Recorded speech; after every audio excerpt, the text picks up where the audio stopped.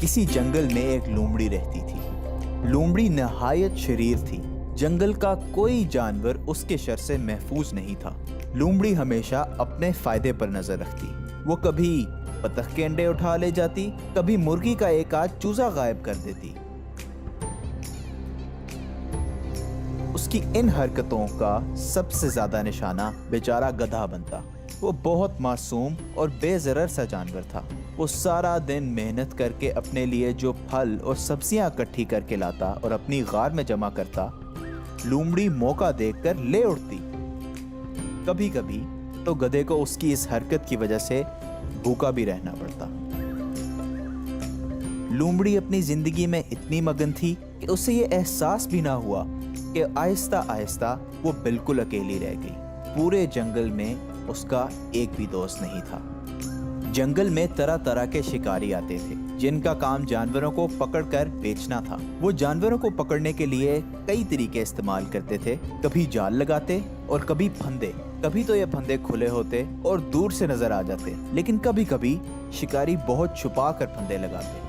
एक दिन वो रोज की तरह ऐसी ही सरगर्मियों में मसरूफ थी। घास में छुपा फंदा इसे नजर न आया और इसका पाँव उसमें फंस गया।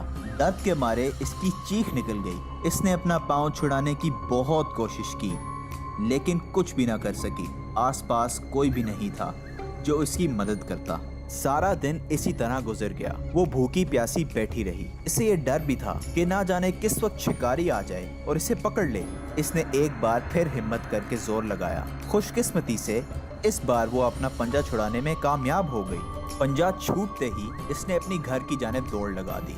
वो गिरते पड़ते अपने घर पहुंच ही गई। वो भूखी प्यासी अपनी भेट में बैठी थी कि वहां से गधे का गुजर हुआ।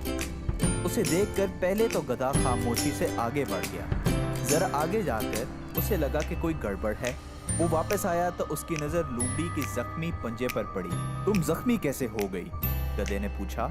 लोमड़ी ने गधे को सारा किस्सा सुनाया। गधे को बहुत अफसोस हुआ। लोमड़ी ने उसे ये भी बताया कि उसने सुबह से कुछ नहीं खाया और अब भूख से उसका बुरा हाल है। गधा वहां से चला गया। थोड़ी देर के बाद वो खाने पीने की बहुत सारी चीजें लेकर आया और लोमड़ी के आगे रख दी। उसने लोमड़ी की मदद करते हुए ये नहीं सोचा कि लोमड़ी उसे तंग किया करती थी। उसने वही किया जो उसे जेब देता।